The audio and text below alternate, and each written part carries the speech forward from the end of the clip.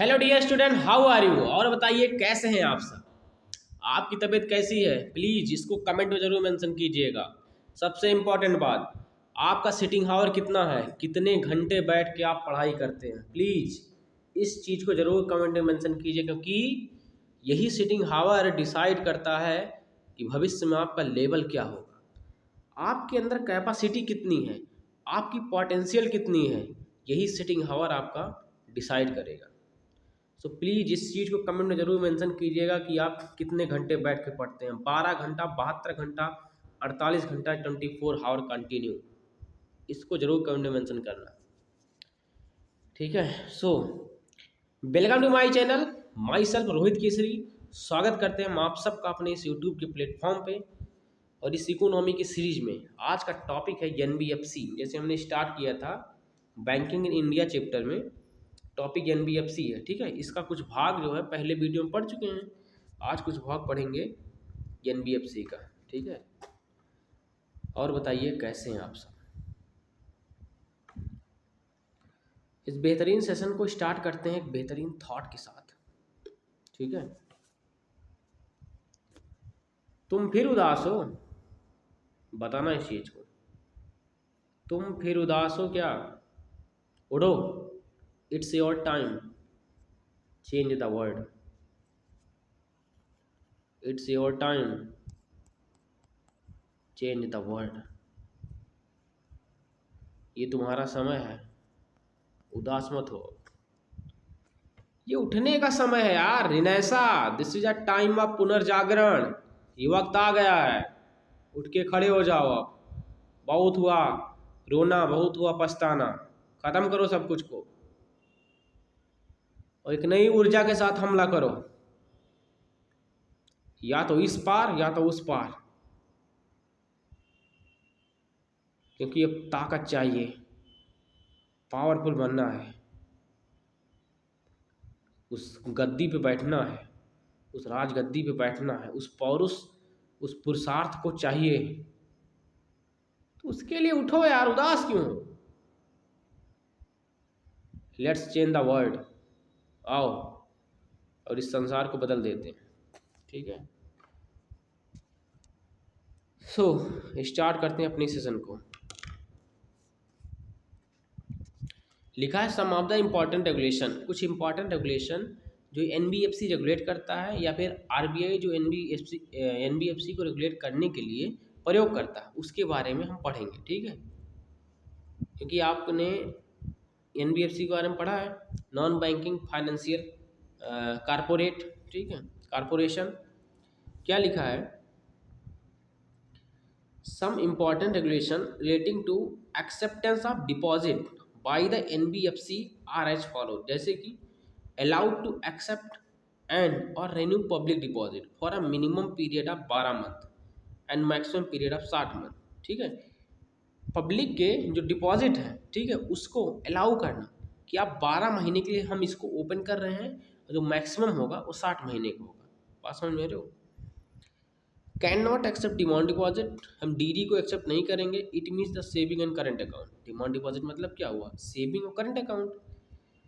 Can not offer interest rate higher than the ceiling rate prescribed by RBI, हम उतना interest rate offer नहीं करेंगे, मतलब जितना RBI ने लिमिट लगाया है उससे ज़्यादा हम तुमको ऑफर नहीं करेंगे, मतलब उससे ज़्यादा जो है NBFC के द्वारा ऑफर नहीं किया जाएगा। बात समझ में आई? आगे बढ़ते हैं। Can not offer interest rate higher than the ceiling rate prescribed by RBI, can not offer gift incentive और any other additional benefit to the depositors.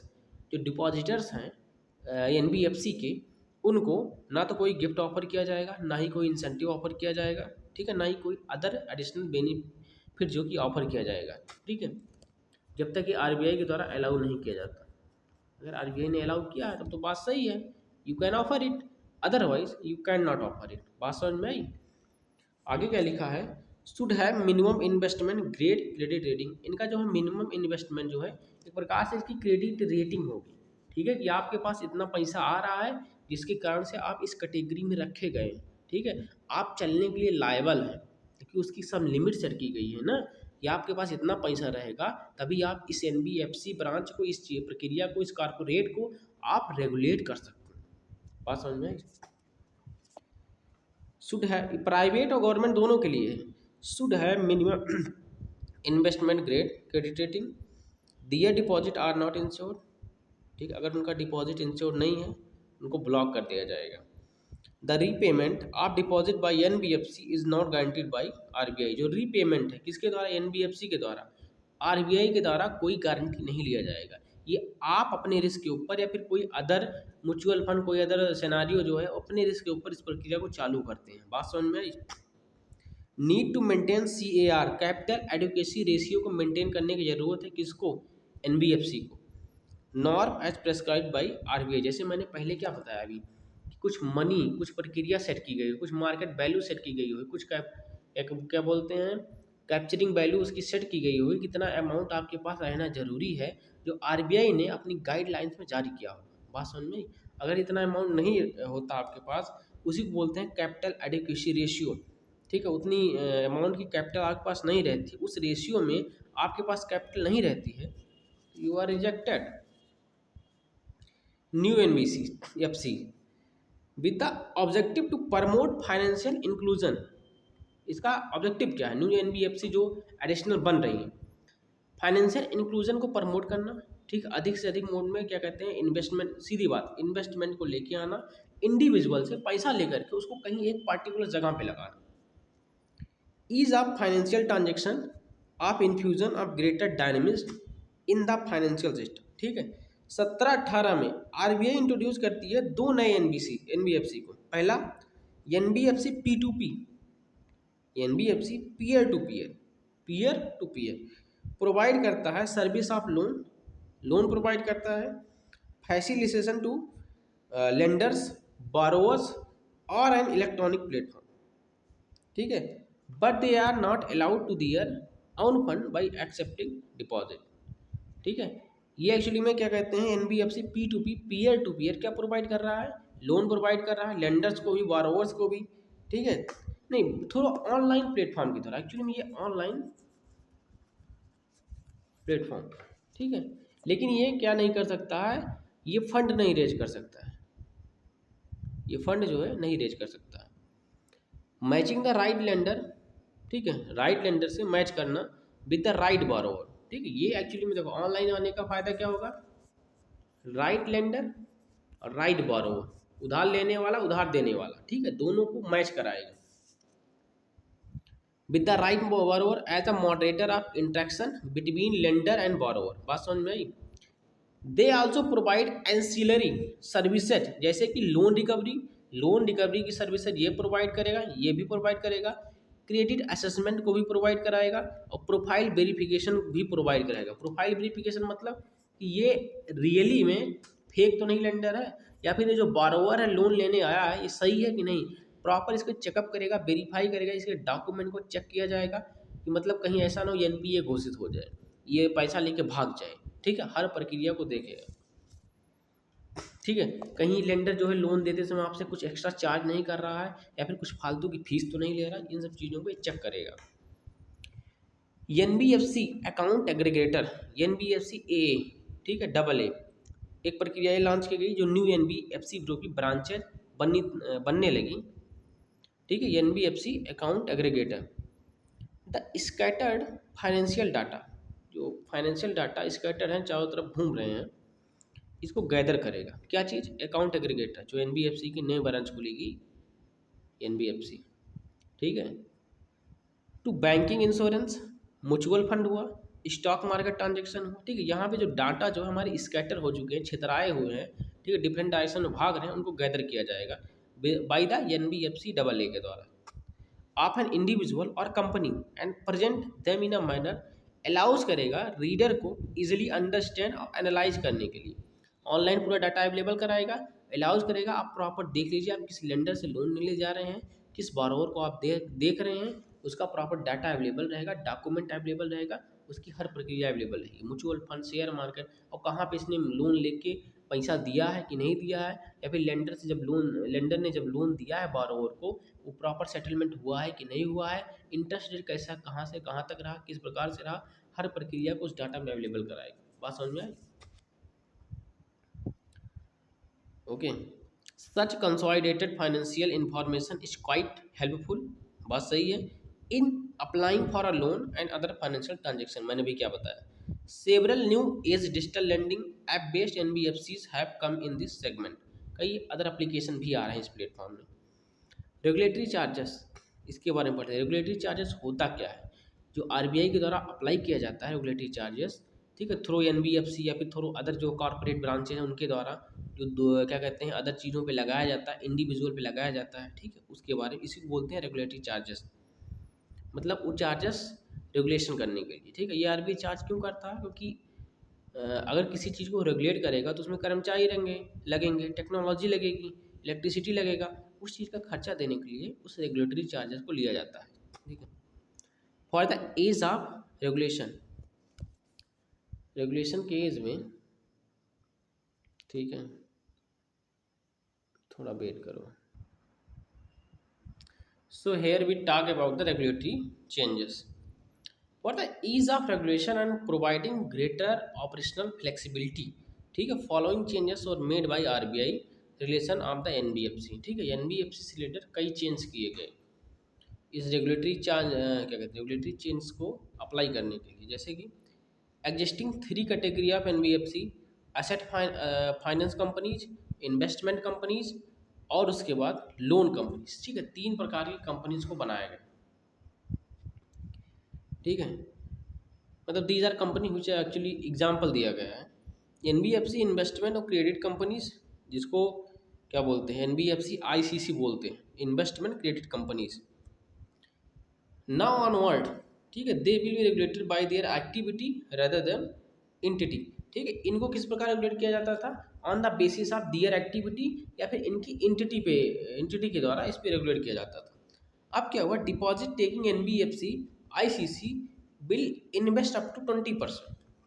भैया आपने पहले पढ़ा ना पीछे में, क्या डिपॉजिट टेकिंग एनबीएफसी आईसीसी जो है बिल इन्वेस्ट अप टू 20% से अधिक तक इन्वेस्ट कर सकती थी of its net asset in unquoted share of another company, ठीक है, which is not a subsidiary और a company in the same group on the NBFC. उसके बाद क्या लिखा है, एक्सक्लूडिंग कोर इन्वेस्टमेंट कंपनीज, ठीक है, सीआईसी एग्जांपल के तौर पे, excluding core investment companies, the exposure to all of them will be risk weighted as per credit rating and similar to corporate, ठीक है, on the basis of risk weightage, ठीक है। ये जो कोर इन्वेस्टमेंट कंपनीज थी, ठीक है, CIC, ठीक है, ये एक्चुअली में चल ही रही थी रिस्क वेटेज पे, ठीक है, क्योंकि इनका जो एसेट था, इनकी जो क्वांटिटी थी, ठीक है, इनकी जो अपनी वैल्यू थी, ये डिपेंड करती थी इनके परफॉर्मेंस के ऊपर, इनकी रेटिंग के ऊपर, ठीक है, इसी बेसिस पे इनको चलना था। बात समझ में आई? आगे बढ़ते हैं। इकोनॉमिक सर्वे 21-22 के अनुसार जो sector has been crossing hard times for the last 3 years and did show a mix performance during 21-22। हाँ देखो, जो 21-22 में जो हमारा सर्वे आया है, ठीक है, जो सर्वे इकोनॉमिक सर्वे रिपोर्ट आई है, उसमें क्या रिजल्ट निकल के आया, जो हमारा सेक्टर है, जो डिफरेंट सेक्टर है, वो एक्चुअली में मिक्स परफॉर्म कर रहा है, ठीक है। क्या किसी एक चीज़ पे पार्टिकुलर चीज़ पे फोकस होकर नहीं चल रहा था, किसी एक चीज़ के कारण नहीं चल रहा था, it actually working mix process चल रहा है, ठीक है। क्या जो क्रेडिट ग्रोथ है कंटिन्यू रिमेन सलगिस, जो क्रेडिट ग्रोथ है वो सलगिस है, धीमे है, इंक्रीज मार्जिनली 28 लाख करोड़ से सितंबर सन 2021 में 27.53 लाख करोड़ के आसपास है मार्च 21 तक। बात समझ में आई? The year credit intensity measured by credit as a ratio of GDP has been rising consistently and stood at 13.7 at the in March सन 2021। डाटा है, पढ़ना चाहिए आपको, लेकिन बहुत इंपॉर्टेंट नहीं है, ठीक है। आरबीआई पे आते हैं। रिजर्व बैंक ऑफ इंडिया, बैंकों का बाप, आरबीआई, इसको पढ़ो, यहीं से खेला है सारा, ठीक है। 35 और 37 के कांड के होने के बाद आरबीआई में एक नई ऊर्जा का संचार होता है, प्राइवेट से गवर्नमेंट के फॉर्म में आती है, नेशनलाइजेशन, ठीक है। उसके बाद जैसे अपनी दुगनी ताकत से काम करना चालू करती है, कई बैंकों को खरीदना चालू करती है और उनको रेगुलेट करना चालू करती है। वो कई मॉनेटरी परफॉर्मेंस को उत्तरदायित्व लेते हुए ये प्रक्रियाओं को आगे बढ़ाना चालू करती है, ठीक है। इसी के बारे में पढ़ेंगे, आरबीआई के बारे में, फॉर्मेशन कैसे हुआ, कब हुआ और क्या क्या आरबीआई कर सकती है और क्या क्या आरबीआई नहीं कर सकती। खैर कर तो बहुत कुछ सकती है, नहीं में कुछ कम है। गवर्नमेंट का आरबीआई में रोल क्या है, गवर्नमेंट इसको किस प्रकार से रेगुलेट करते हैं या फिर गवर्नमेंट को कभी कभी रेगुलेट कर देती है अपने रिपोर्ट के थ्रू, ठीक है। इसके कुछ रिपोर्ट निकाले जाते हैं, गवर्नमेंट इससे पैसा कैसे लेते हैं, बात समझ में। गवर्नमेंट को कब कभी पैसा देती है, फॉरेक्स रिजर्व आरबीआई से कैसे किस प्रकार रिलेटेड है, ठीक है। फॉरेक्स रिजर्व होता क्या है। In the wake of banking crisis of early 20th century, 20वीं शताब्दी में जो बैंकिंग क्राइसिस हुए, world felt a need for a central banking body, विश्व को एक केंद्रीय बैंकिंग बॉडी की जरूरत थी। पहली बार ऐसा महसूस हुआ कि पूरे देश में एक केंद्रीय होनी चाहिए, एक सेंटर पे बॉडी होनी चाहिए, ठीक है, जो सभी चीज़ों को, सभी बैंकों को, सभी फाइनेंशियल इंस्टीट्यूशन को कंट्रोल करे। World felt a need for central banking body for the first time following the global indicator in India. Such a body RBI was also set up 1 अप्रैल 1935 को सेटअप किया गया। In accordance with the provision of RBI act 1934 के अनुसार Calcutta shifted to Bombay 1937, Calcutta shifted to Bombay 1937, setup under the private ownership like a bank. It was design to extra function, एक regulating function और दूसरा banking function. Being the banker of government, being the banker of government, government के banker के होने के साथ साथ to better serve the purpose during the mid 1940, ठीक है। View emerge across the world in the favour of government on a central bank, ठीक है। मतलब इस फेवर में दुनिया के व्यू जो है उभरना चालू हुए कि गवर्नमेंट के पास अपना खुद का एक सेंट्रल बैंक होना चाहिए, ठीक है, क्योंकि जिससे देश की जो वित्तीय शाखा है, देश की जो वित्तीय समस्या है या फिर वित्तीय रेगुलेटरी प्रोसेस है, उस पर गवर्नमेंट का नियंत्रण रहेगा। बात समझ में आई। To better serve the purpose during the mid 1940, ठीक है, वो तो पढ़ा मैंने। Government started taking over them India to the RBI was nationalised in 1949 में इसको नेशनलाइज किया गया। अब तक ये प्राइवेट संस्था के हिसाब से काम करती थी, कुछ परसेंट गवर्नमेंट का हिस्सा, कुछ percent private. After nationalisation it stopped being a bank in a technical sense, technical sense में इसको बैंक कहना बंद कर दिया गया जब इसको नेशनलाइजेशन किया गया। ये नेशनलाइजेशन होने के बाद अब सेंटर के पावर में आ गई थी, ठीक है। As it stop excepting deposit from the general public के द्वारा डिपॉजिट लेना इसने बंद कर दिया। The RBI has been extended quite complex and challenging function which have been summarised in its preamble given below. RBI का जो फंक्शन है चैलेंजिंग तो है ही, क्योंकि इतने बड़े देश के फाइनेंशियल फंक्शन को रेगुलेट करना तो चैलेंजिंग प्रॉब्लम तो है, प्रोसेस तो है ही, not problem, it's a process. क्या लिखा है जो आरबीआई का प्रिम्बल कहता है, आरबीआई का भी अपना प्रिम्बल है। To regulate the issue of bank का नोट्स, बैंक के नोट्स को रेगुलेट करना। कीपिंग द रिजर्व, रिजर्व को रखना with a view to securing monetary stability, India में मॉनेटरी स्टेबिलिटी बनी रहे इसलिए बैलेंस को बचा के, सिक्योर करके, सेव करके, सिक्योरिटी के साथ और बैंकों को रेगुलेट करना, ठीक है, और बैंकों की जो कार्यवाही है उसको अपने ध्यान में रखना। Generally to operate the currency credit system of country to its advantage, country की करेंसी को ऑपरेट करना, ठीक है। To have a modern monetary policy, modern monetary policy को ध्यान में रखते हुए फ्रेमवर्क को तैयार करना। और इंक्रीजिंगली कॉम्प्लेक्स इकोनॉमी, ठीक है, meet the challenge of an increase complex economy, और जो इस समय दुनिया में उभरते हुए नए नए चैलेंज हैं, नई नई मॉनेटरी समस्याएं आ रही हैं, फिजिकल डिफिसिट की समस्याएं आ रही हैं, उसको टैकल करने के लिए नई नई पॉलिसी का निर्माण करना। Maintain price stability, price stability को मेंटेन करना। मार्केट प्राइस स्टेबिलिटी, डिमांड और सप्लाई को मेंटेन करना, डिमांड कहाँ है, सप्लाई कहाँ है, इसको प्रॉपर डाटा के साथ रखना, ठीक है। सेट करना एक परसेंटेज, यहाँ से यहाँ तक डिमांड रहेगी, यहाँ से यहाँ तक सप्लाई रहेगी, जिसके कारण से इन्फ्लेशन भी यहाँ से यहाँ तक रहेगा, ठीक, किसी भी सेक्टर में। मोनोपोली को भी मेंटेन करता है ये। To maintain the price stability while keeping in mind the objective of growth as per the changing the needs, ठीक है, according to changing the needs. RBI nationalisation act of 1949 has been amended several time, कई बार इसको बदला गया, by the government के द्वारा, and its function broaden, उसके फंक्शन को भी बढ़ाया गया। इट्स करंट फंक्शन में be summarise objectively in the following way, जैसे कि मॉनेटरी अथॉरिटी क्या होती है इसके बारे में पढ़ेंगे। It include formulation, implementation, monitoring of monetary policy, monetary policy को फॉर्मेशन करना, इम्प्लीमेंट करना, ठीक है, उसको मॉनिटर करना, उसको देखना, उसको रेगुलेट करना, उसको फ्रेमवर्क तैयार करना, उसका ढांचा तैयार करना, उसका प्रारूप तैयार करना और किस प्रकार काम करेगी, ठीक है, ये मॉनेटरी अथॉरिटी का काम है आरबीआई के अंदर, ये भी आरबीआई का एक फंक्शन है।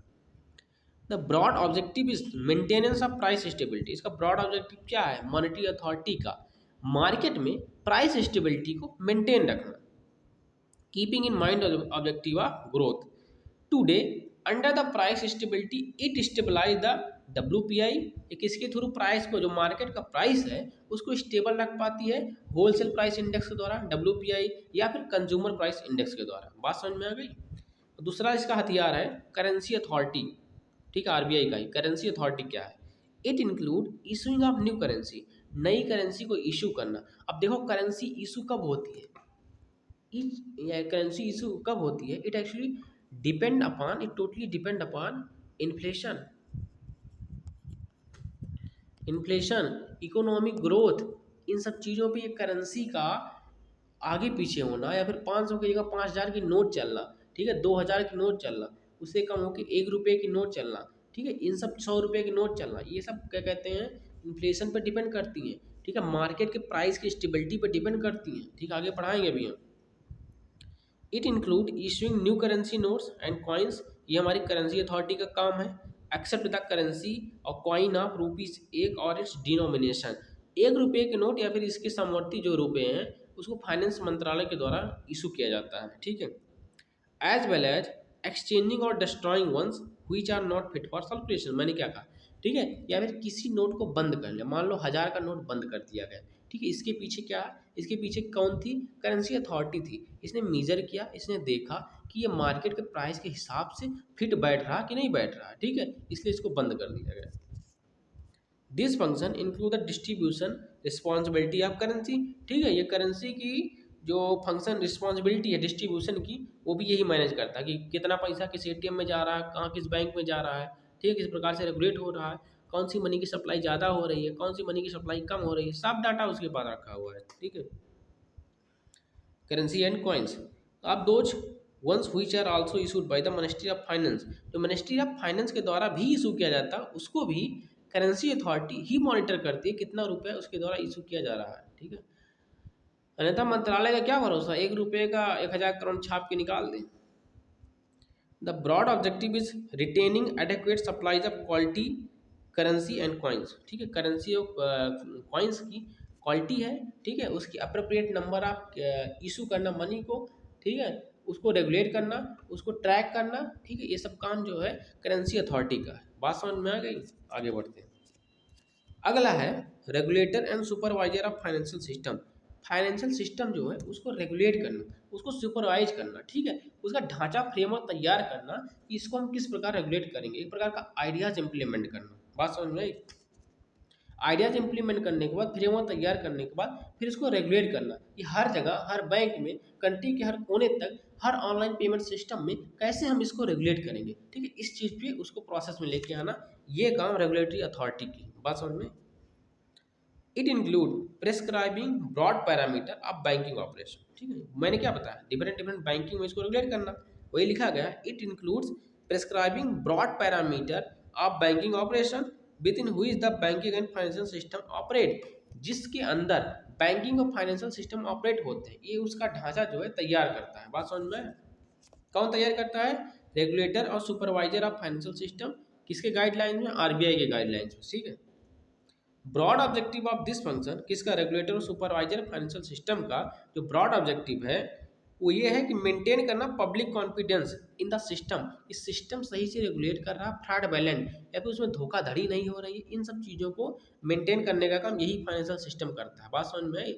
मान लो तुम पैसा निकाल रहे हो, तुमको डांट के भगा दे, तुमको गरिया के भगा दिया, भागो यहाँ पैसा नहीं है, तुम 2 महीने बाद आना, इन सब चीज़ों को रेगुलेट करना, प्रॉपर प्रोसेस में लेके आना, ये काम regulatory supervisor of financial system का है। बात समझ में आ गई। प्रोटेक्टिंग डिपॉजिटर इंटरेस्ट, डिपॉजिटर का जो इंटरेस्ट रेट है उसको भी प्रोटेक्ट करना।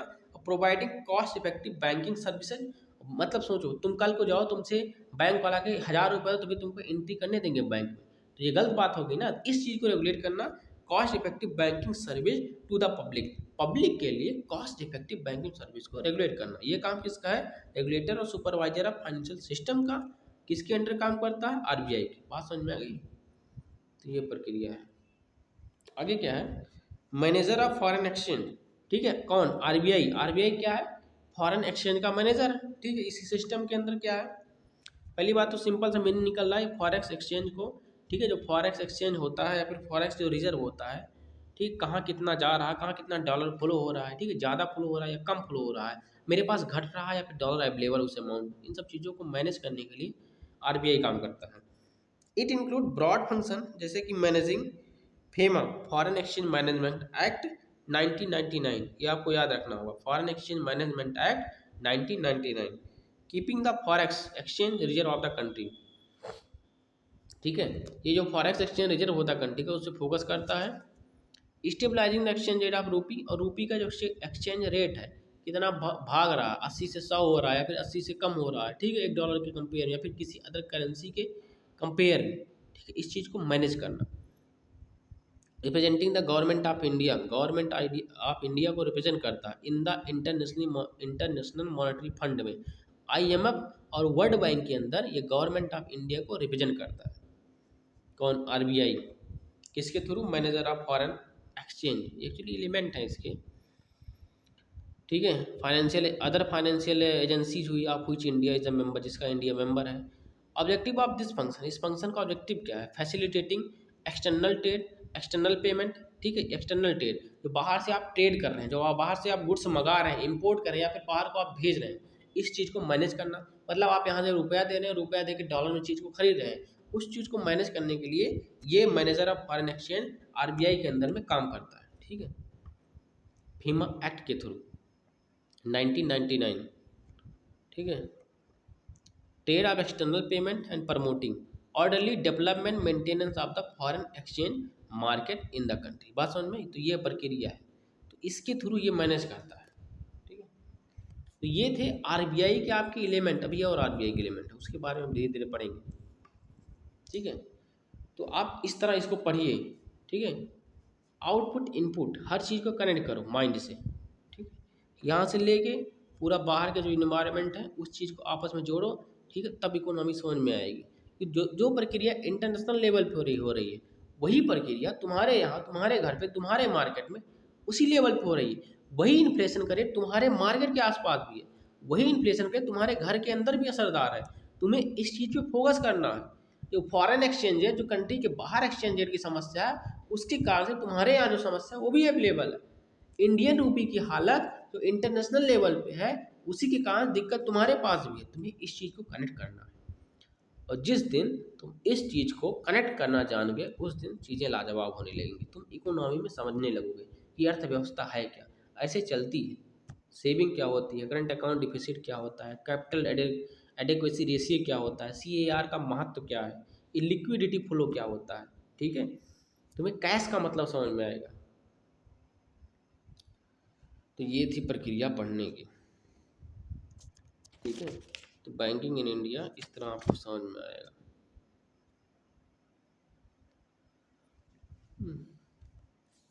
बीच में लाइट चली गई थी,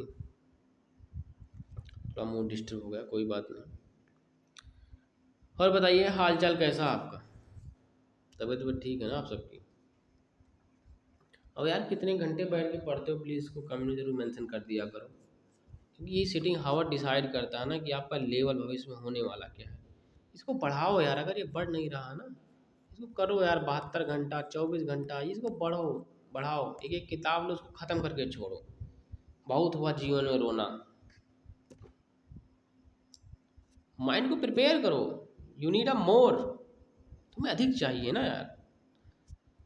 अभी इस देश का जितने बच्चे तैयारी कर रहे हैं, सब ढंग से यूपीएससी तैयारी करने लगे ना, ये जो वैल्यूएबल बॉडी तैयार होगी ना यार बच्चों की, उसका लेवल अलग होगा। लेकिन लोग प्रोसेस कर नहीं रहे, लोग परेशान हैं, कई सिंड्रोम से परेशान हैं लोग। उदासी सिंड्रोम, निराशा सिंड्रोम, सेल्फ डाउट सिंड्रोम, सबसे बड़ा सिंड्रोम, सबसे घातक सिंड्रोम। उसके बाद कंपेयर सिंड्रोम, क्योंकि वो ध्यान कर नहीं रहे हैं। देखो मैं बताता हूँ आज तुम्हें ध्यान का फर्क क्या होता है। देखो बालक, ध्यान से क्या होता है, तुम बैठते हो आंख बंद करके, दिमाग एकदम शांत हो जाता है। और जो दिमाग शांत नहीं होता है, तुम बैठे हो, मान लो तुमने 1 घंटा तक वेट किया, 1 घंटा तक तुम बैठे रहे आंख बंद करके, अब तुम्हें तुरंत उसका इफेक्ट नहीं दिखता है। उसका मतलब ये होता है, जो तुम्हारे अंदर विचार आ रहे हैं, तुम उन विचारों को देखने लगते हो। फिर उसके बाद उस प्रक्रिया को करने के बाद जब तुम पढ़ने बैठते हो, उस पढ़ाई करते समय जो थॉट तुम्हारे मन में आते हैं, जो तुम्हें डिस्टर्ब करके उस किताब को छोड़ के पिक्चर देखने, वेब सीरीज देखने के लिए विवश करते हैं, तुम उन विचारों को देखना जान जाते हो। जब तुम उन विचारों को देखने लगते हो, वही प्रक्रियाएं चेंज हो जाती हैं। तब तुम्हें समझ में आने लगता है, तुम्हारा मन और दिमाग तुमसे कहने लगता है कि ये विचार घातक हैं, तुम इनकी झांसे में पढ़ो, तुम पढ़ाई करो। तब तुम पढ़ाई करने लगते हो। बात समझ में आई? तो ये प्रक्रिया है, इसलिए ध्यान करना चाहिए। बैठ के पढ़ो कुर्सी मेज पे यार। देख रहे हो अमेरिका में लोग किस लेवल पे जा रहे हैं यार, हम लोग को भी उस लेवल पे जाना है, उस लेवल पे ग्रोथ करना हम लोग को भी ना। ऑक्सफोर्ड, ये सब यूनिवर्सिटियां बनी क्यों? क्योंकि यहाँ के बच्चे काबिल थे, वहां से न्यूटन निकले, वहां से आइंस्टीन निकले, इसलिए काबिल बनी यार। तुम भी यहाँ से निकलो ना, तुम्हारे पास यूट्यूब है यार, तुम्हें किस यूनिवर्सिटी की जरूरत है? मेरी बात को समझो, ध्यान दो उस चीज़ को। बात समझ में आई? तो आज का सेशन यही समाप्त करते हैं। Thank you for watching my session. जय हिंद, जय भारत। स्वस्थ रहो, मस्त रहो, ताकतवर बनो और सदा मुस्कुराते रहो।